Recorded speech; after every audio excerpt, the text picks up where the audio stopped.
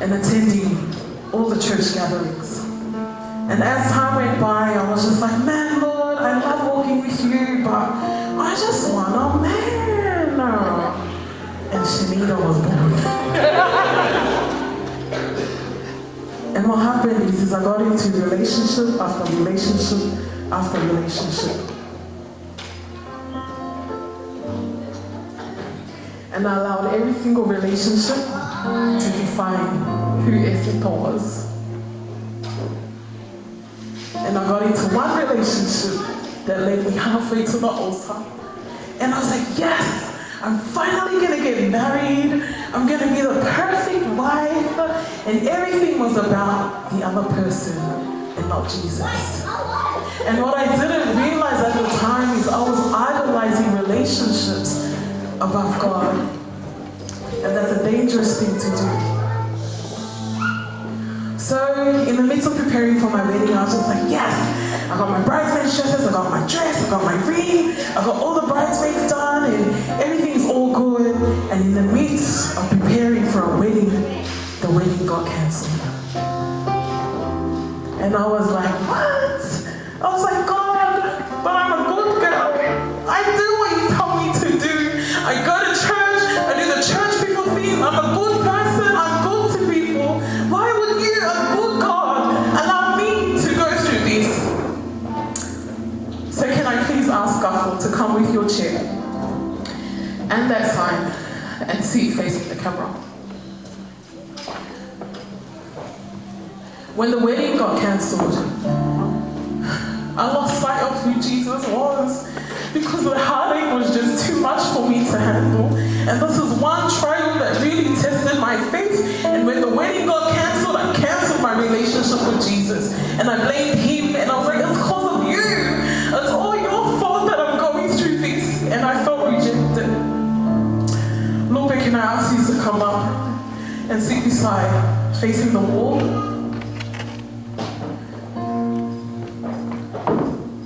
Just face the wall. Just sit down facing the wall. Sorry. And Lupe's sign said, not good enough. How many of us here say, yes, Jesus, but still live the life of someone who thinks, I'm not good enough?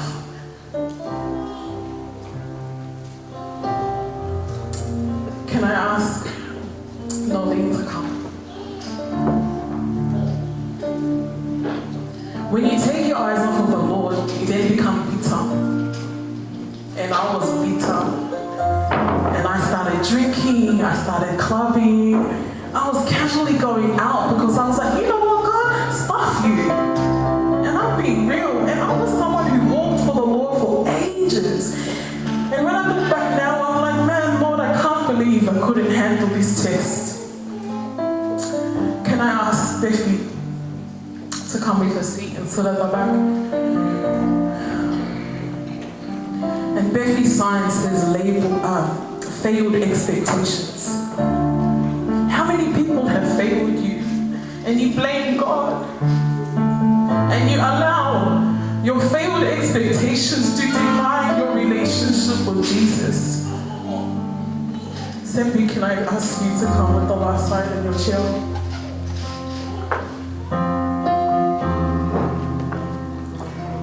Just sit beside Beth. And Steffi's sign is the girl who almost got married. For so many years I believed that I was the girl who almost got married because I felt like I wasn't good enough.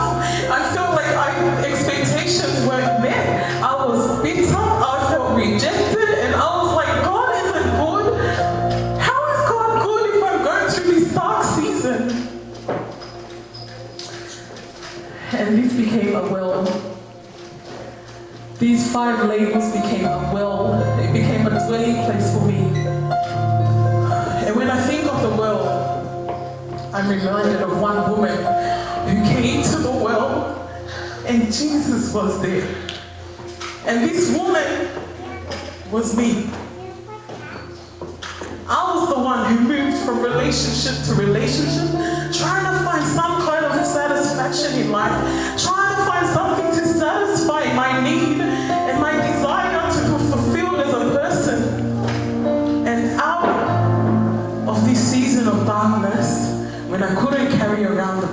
purpose of my heart, I came back to Jesus. And I thought, you know what? I'm going to give God one more try. And my prayer was, Lord, take the broken pieces of my heart and do with it what you will, because my way is not working anymore. There is power in your praise. And do not let the devil label you. And do not look at your labels from your past, from the situation you're in now, because that is not who you are. When I came back to the Lord, Jesus reminded me that I was the girl worth dying for. New Zealand, you are the nation worth dying for. And Jesus has a purpose for every single one of you. Whether you see it or whether you believe it or not, the truth of the matter is Jesus died because you were worth it. And we need to stop letting the lies of the enemy continue to control and dictate our life. Because the God we serve is a big God. Men, it is time to rise up. Women, it is time to rise up. Because our people are dying. And if we will not rise up, who else will? My message to you, everyone, is that your purpose, your identity, your worth is in Jesus and Jesus alone. And I stand as a victorious woman of God, saved by grace alone, through faith alone, in Christ alone. And to Jesus be the glory. When Jesus set me free from idolization and all these labels, he asked me then to share my story. And out of a place of pain was birthed this vision called Sopia. New Zealand. I know that there are so many of you that are hurting, looking for answers, looking for purpose. But if you allow Jesus to take over and take control, the next time I come, we'll all be declaring and praising and chanting New Zealand for Jesus. So, my last illustration is I'm just going to ask you guys just to stand up in one line facing the front, with your hands crossed over holding the sign. So if you just crisscross your hands holding the sign. No, crisscross on the back. Sorry. Yep, like how Bev's doing. Now try and lift your hands up freely. What's stopping them from lifting it totally up? The labels. New Zealand, what labels are you allowing to stop you from praising Jesus? Let the signs go. Drop it. Lift your hands now. That's what Jesus does. That's what Jesus does. So, I don't want any of you guys to remember any of us. I just want you to remember Jesus, what he did for you, because you were worth it. Amen.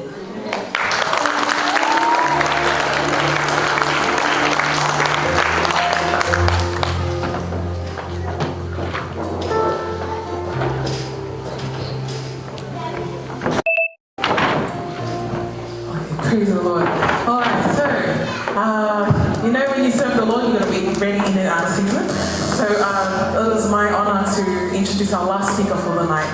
So thank you everyone for your patience, and I pray that the Holy Spirit is speaking to you guys in your situation and reminding you guys that you guys are victorious in the Lord. Now the last speaker is Bethany Silva, and we actually both attended the same church growing up. So we grew up in Sunday school, grew up in youth, until God called him out of our church into a different ministry. You know, and it's so important to just be obedient to God. And he's like, sis, when are you going to step out? I was like, nah, bro, I'm not feeling led to step out yet. But it's just so important to be obedient to God, yeah? So please put your hands together for our brother Beth.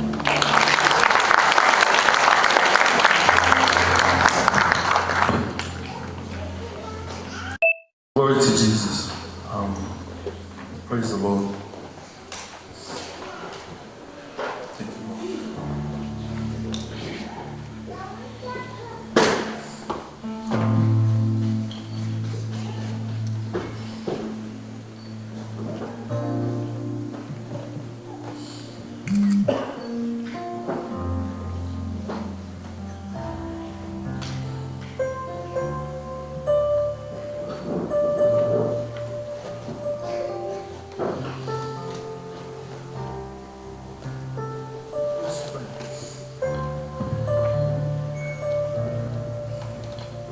you're probably wondering why I'm crying. You're probably wondering, like, but you haven't said anything, share with us, like, what's going on?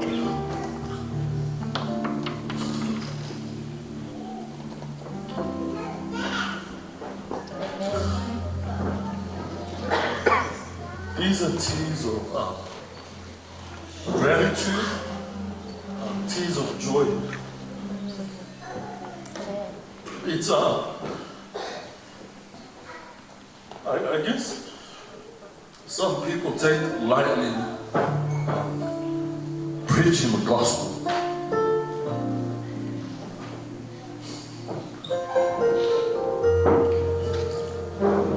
Who am I?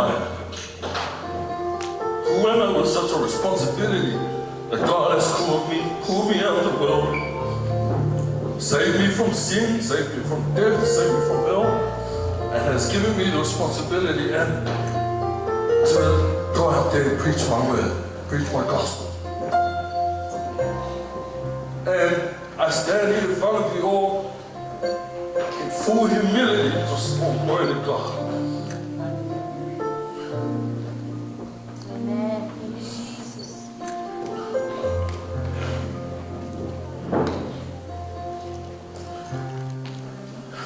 We've heard it all night, testimony after testimony after testimony of what God has been doing in people's lives.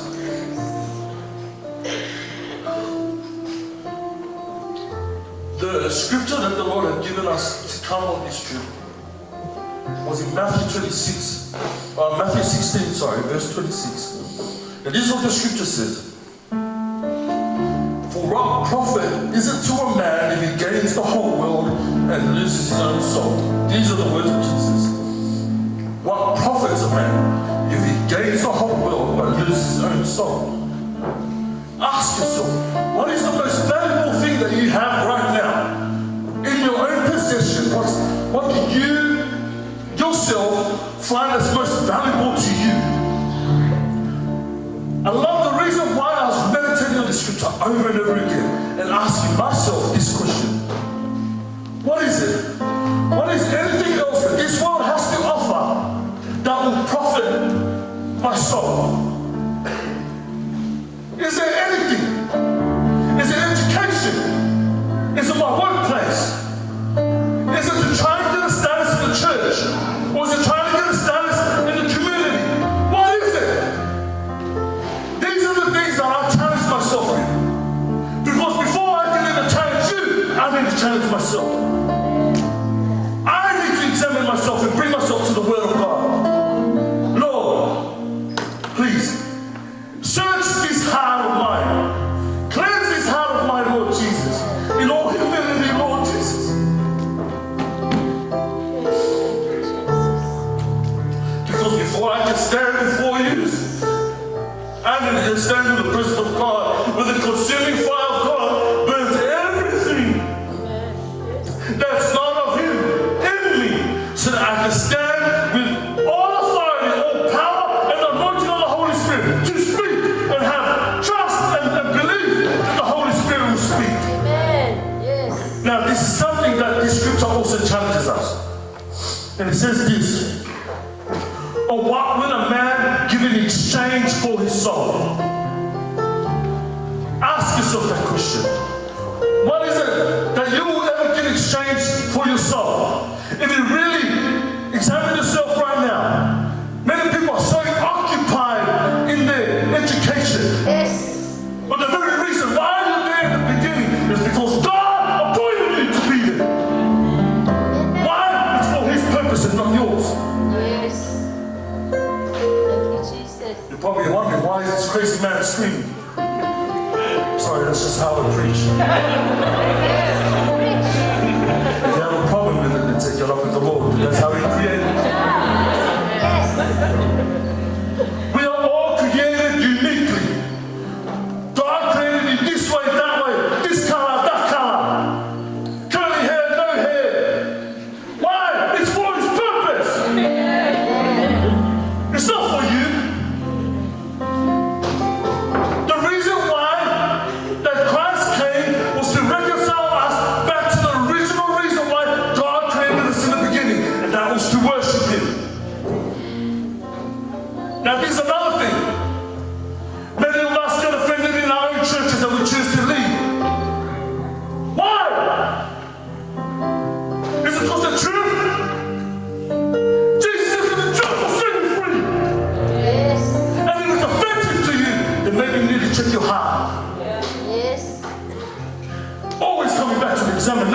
your heart. Yes. New Zealand, there is so much, exactly what the sister was saying. Whenever there's something, a function or anything, everyone goes crazy. But then when it comes to God, there's like a mute button. When it comes to Jesus, mute. No one wants to give God the glory. And you know what? That is the times that we're in. When the devil's trying to silence the Christians. Yeah. But in everything, we should be louder than everything and everyone else. Why is it that we can be loud in church and not be loud out there? Why is it that we can sing hallelujah in the church and then after that outside? Oh, you know. Yes. Amen. Why? Now, I would stand here and be like, oh yeah, you know, I don't do this, I don't fight, I don't have these same battles. I have the same battles. I go for the exact same thing. But you need to understand who we do to. And the Bible says this, the perfect love has cast out fear. If perfect love has cast out fear, and you don't know what perfect love is, just take a look at this. That is the perfect love. Amen. There is someone here that needs to hear this message. Or whether it be one. We're not here to chase the masses. It's just like the Bible says that the heaven rejoices when one sinner comes to repentance. And let it be. If one sinner comes tonight, then so be it. But if you know that you need to be reconciled back to God, I'm telling you, what are you waiting for? I'll share with you another scripture in the Bible. It says this, why is your life but like a vapor? It appears a while and then disappears. You ever sprayed a perfume? You see the vapor and it disappears. The Bible compares your life to that. Tomorrow is never promised. Where's your focus? Who's the number one in your life? We heard the panel earlier, the relationship panel. We all testified. Whether you chose to listen to it or not, it's up to you. Tonight, I don't believe it's by chance or coincidence that you're here. It's like you trying to say, there's a chance or coincidence that you were born. Wrong. God planned it from the very beginning. You're sitting in that seat. God already knew that you're going to be sitting on that seat tonight to hear the word of God. Why? It's in the hope that you'll be set free. Amen. Yes. They get caught up in religious games.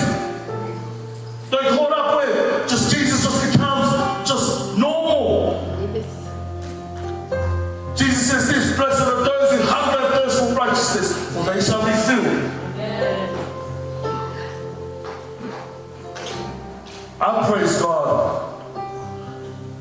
I came here with the mindset that I'm coming here for war. And that war is against the spiritual battle that's going on here in South Auckland. Our people are dying. Right before our eyes. Right in our own lounge rooms. They're dying. And I'm telling you, nothing physical is going to solve that. It's a spiritual battle that's going on. You know, right now, there's a war for your soul. Yes. Satan wants you to die. He wants to steal, kill, and destroy you. Amen. Yes. But we have Jesus, and He can give you life and life more abundantly.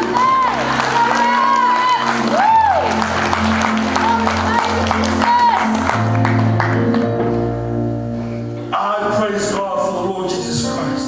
Amen. If it wasn't for Him, where would I be? Apostle Paul says something that's so beautiful. And he says this, well, by the grace of God, I am what I am. By the grace of God. Whether you're young or whether you're old, even if you're old, I'm sick and tired of old people making excuses and saying, I'm too old. You're never too old to serve God. Why are you still breathing? You declare that Jesus is alive in you. Amen. You're not just a statistic to the church. You're not just a number where you just fill up the seats. Amen. Yes. You're not that. You're a child of God, Amen. an ambassador of the Lord Jesus Christ. Yes. One that God has chosen and ordained you. Him personally. John 15:16. That's what Jesus says. You have not chosen me, but I have chosen you and ordained you. I'm encouraging you guys tonight.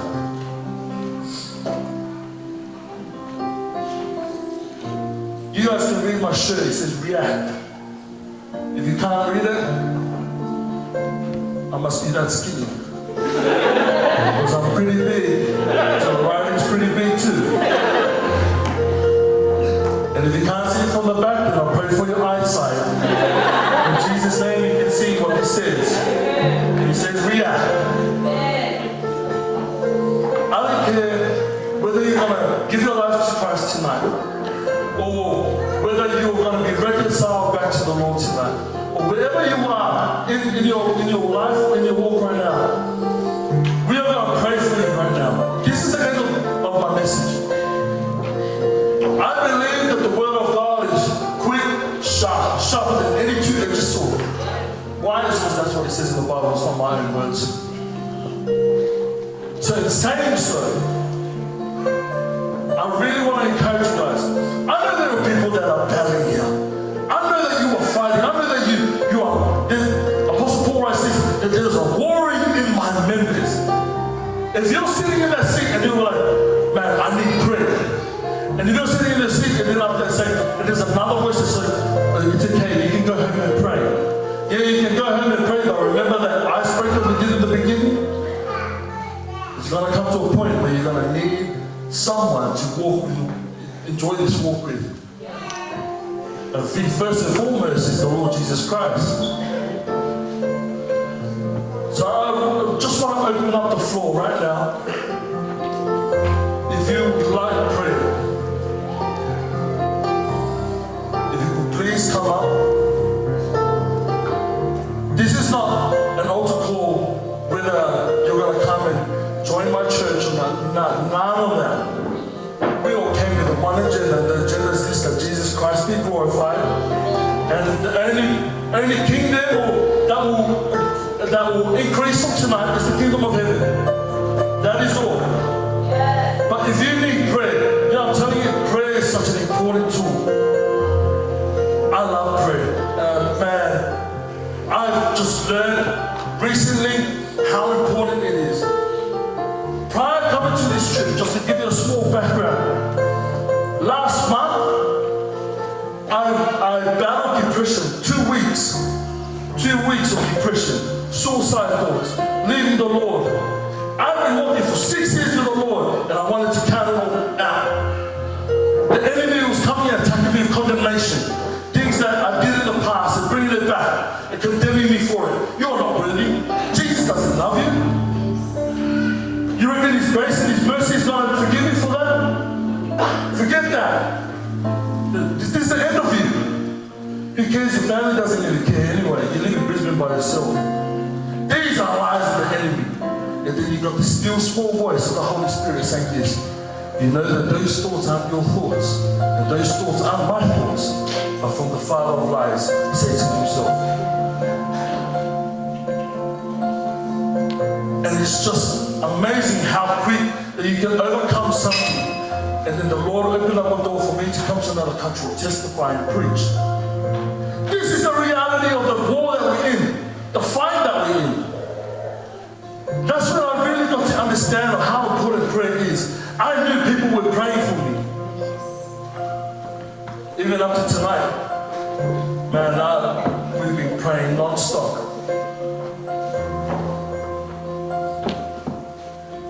So I just want to open up the floor. Please come forward. Please don't be ashamed. Put your shame to the side. Put your fear to the side. Put your pride to the side. Jesus says this, come unto me, all you that are labor and heavy laden, and I will give you rest. If you are restless, if you are fighting something and you are not sleeping right, there's no peace in you,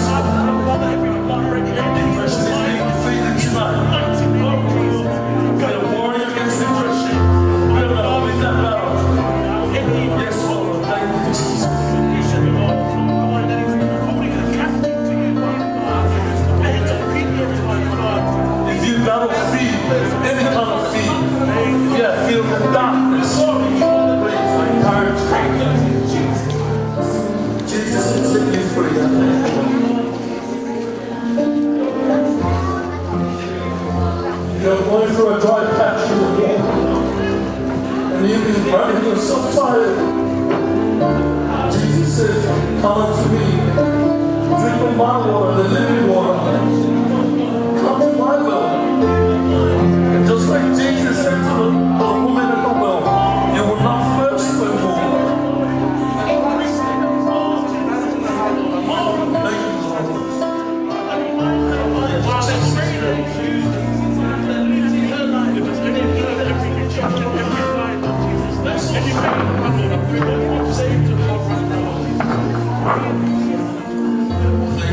Lord.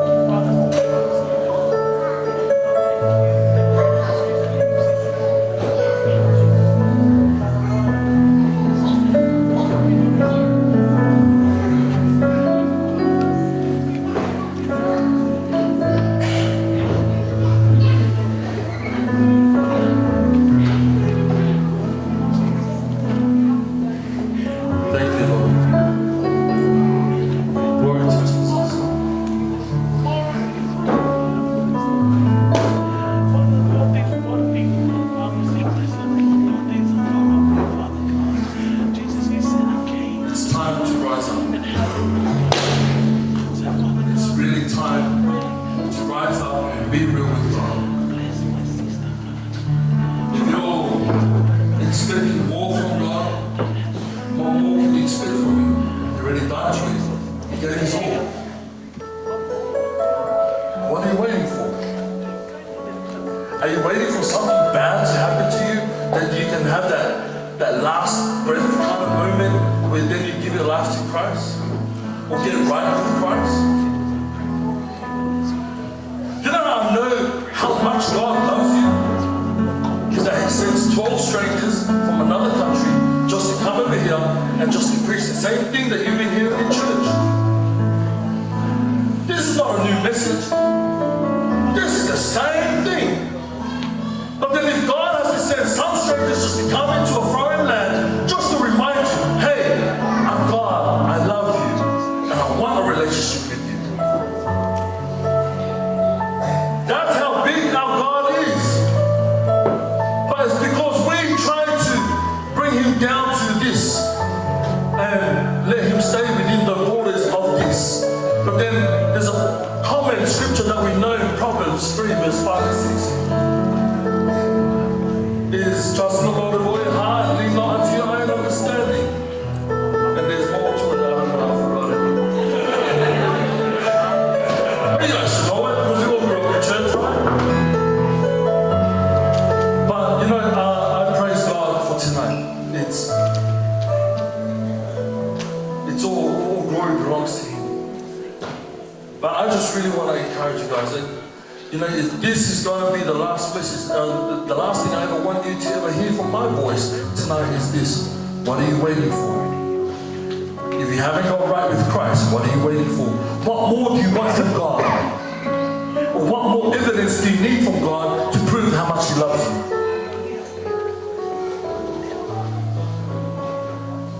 And I'll just leave the Holy Spirit and trust the Holy Spirit to bring it back to your remembrance. Father God, I come to you in the name of the Lord Jesus Christ. We give you glory, Lord. We give you all the honor and all the praise. Tonight was only possible because of you. I thank you, Lord Jesus, for everyone that's supposed to be here tonight. You intentionally put them in this hall for a reason. And I thank you, Lord Jesus, that the Holy Spirit has ministered to their heart in the name of the Lord Jesus Christ. I pray in the name of the Lord Jesus Christ that as they leave this place, in Jesus' name, Lord, despite of how far that they will go, Lord Jesus, that that still small voice will keep reminding them, hey, Jesus loves you. Hey, Jesus loves you. Hey, I still love you, my child. And I thank you, Lord, that you've never left us or forsaken us. I thank you, Lord Jesus, that you never let us just die on the side. But I thank you, Lord Jesus, that you still gave us hope. You still gave us your grace, and you still gave us your mercy. And I thank you, Lord, that whatever happened tonight will echo throughout South Auckland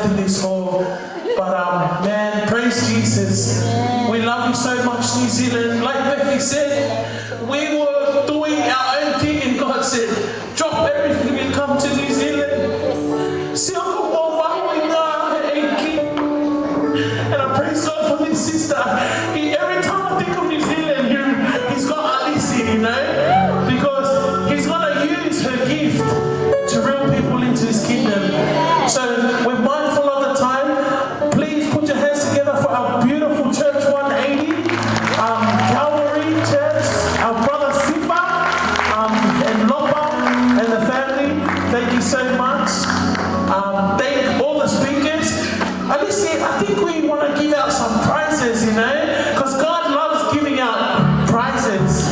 Who feels like Coles cookies with your cup of coffee after this? Okay, so you got to break one biscuit in half and share it, okay?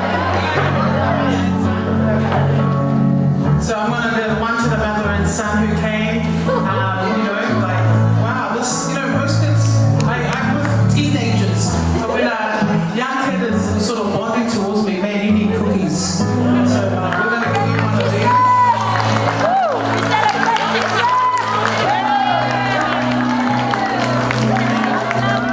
And Stephanie, we can just choose. Here was another kid. Tao, I see a lot of my former MC students all sitting dotted around here. Tao, come with your son. Tao was our head boy at Marbury College. He deserves a t-shirt. I'm getting a little bit old, so I'm not sure what year. 2012. 10. Come, have a. Would you like a t-shirt or would you like cookies? Oh, sure. There you go. God bless.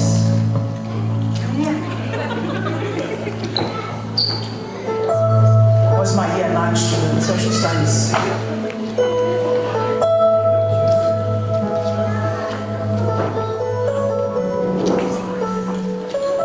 I want that little boy from the ministry that came and did the little dance with the balloon there. Yeah! I'm so encouraged by this young child, you know? It's not easy to stand at the front without a parent at the back like the sick birthday. Praise the Lord, he did it because he loves Jesus.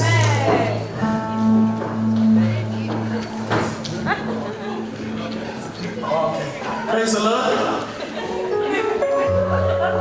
Okay, I want to see who came the furthest. Who came the furthest from Magri to be here tonight, apart from the Australians? Hand up if you came from North Coast. Who lives further than North Coast? Where do you live?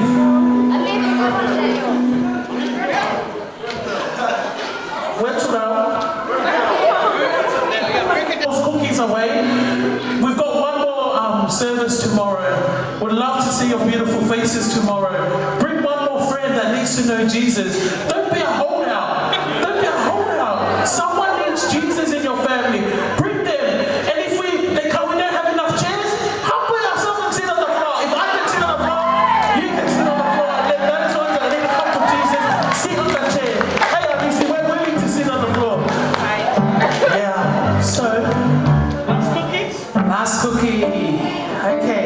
Can I please ask someone who can remember the labels they sent us shared? Anyone remember like maybe 2 of the labels? Oh, you remember the back? Come forward. Who can remember the label? The one in the black?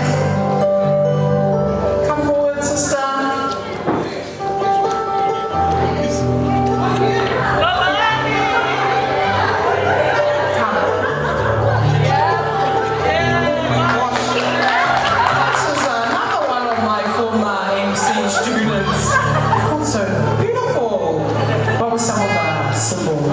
Messages. Feeling rejected, not good enough, and the girl who almost got married.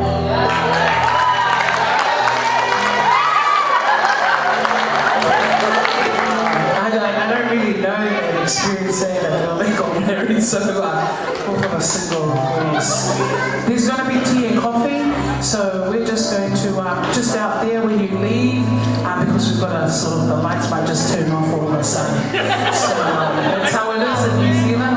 We want to thank Beautiful Videos, Siasi. So if you need someone to come and film, stream live your programs, he's going to be there. Siasi comes all the way from North Coast, so he came pretty far as well. So thank you, Siasi, and his beautiful daughter, Vivita. Tomorrow, 7 o'clock, same place, same time. Please come with another